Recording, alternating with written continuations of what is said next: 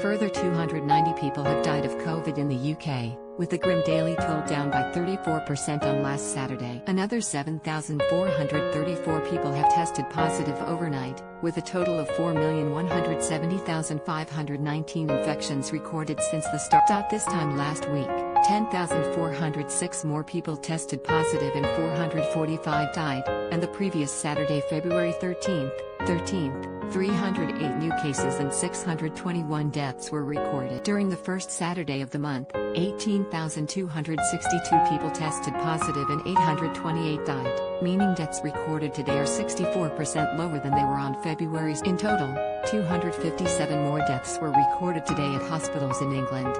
Patients were aged between 23 and 98, and 7 of the casualties, who were aged between 45 and 95, had no known underlying health condition. In Scotland, 525 more infections were reported, and 18 patients died, while in Wales, 198 new cases have been recorded and 16 died. The daily tolls for devolved nations and the UK as a whole differ based on the speed with which the figures are recorded by health. The jabs rollout continues apace, with a further 452,777 first doses and 16,226 second doses handed out in the past 20. However, as cases continue to plummet across the country, health chiefs have warned Brits not to relax yet. In a conference from Downing Street last night, Jonathan Van-Tam warned infections are burning quite hot in some areas. The Deputy Chief Medical Officer said now isn't the time to return to normal, even for those who presenting a series of slides on coronavirus case rates. He said there were quite a few areas of the UK that are burning quite hot, including in the Midlands and spreading up to the west coast of England. Do not wreck this now, he said. It is too early to relax.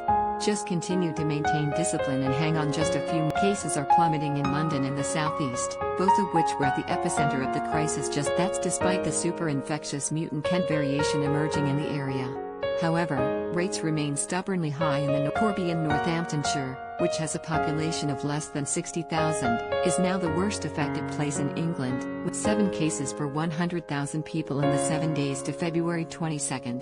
Meanwhile, of the 315 local areas in England, 55 to 17% have seen a rise in cases. Sage behavioural scientist Professor Susan Michie has warned people may follow the lockdown restrictions less strictly after getting vaccinated. She told BBC Radio 4's Today programme, "The concern is that as the vaccination programme rolls out and more people are getting vaccinated themselves and seeing other people in their community getting vaccinated, that people may." She said evidence comes from Lyme disease and influenza vaccine rollouts where those vaccinated were less likely to adhere to preventative. In national surveys from December, some 29% of people said that after getting vaccinated they would adhere less strictly and 11% said they would not follow the. Elsewhere, a row over the vaccination priority list rumbles on today after scientific advisors confirmed yesterday that people aged between 40 and 49 will be next in line for they'll be followed by the 30 to 39 age group and then all those 18 to 29. It means teachers and police officers won't be prioritized. The Joint Committee on Vaccination and Immunization, JCVI, has said the move would provide the greatest benefit in the shortest. Unions reacted with fury to the news. Jeff Barton, General Secretary of the Association of School and College Leaders, ASCL, told BBC Breakfast, "I'm certainly not going to argue with an eminent scientist, but I think what I would say is, a week on Monday we're at a moment, a national moment. 10 million children and young people are going to start the process of going back into their." The government today is launching a campaign to try to reassure parents that they should be sending their children back.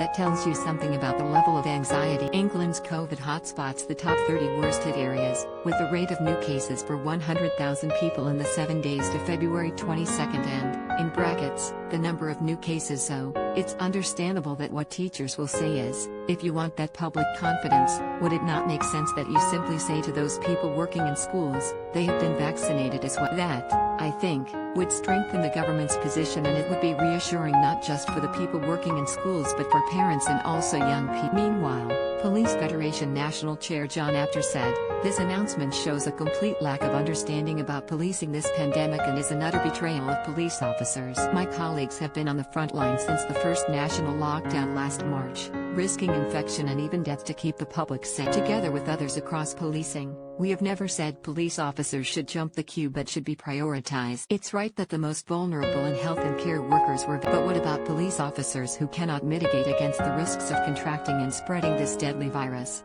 Yet the calls to prioritize policing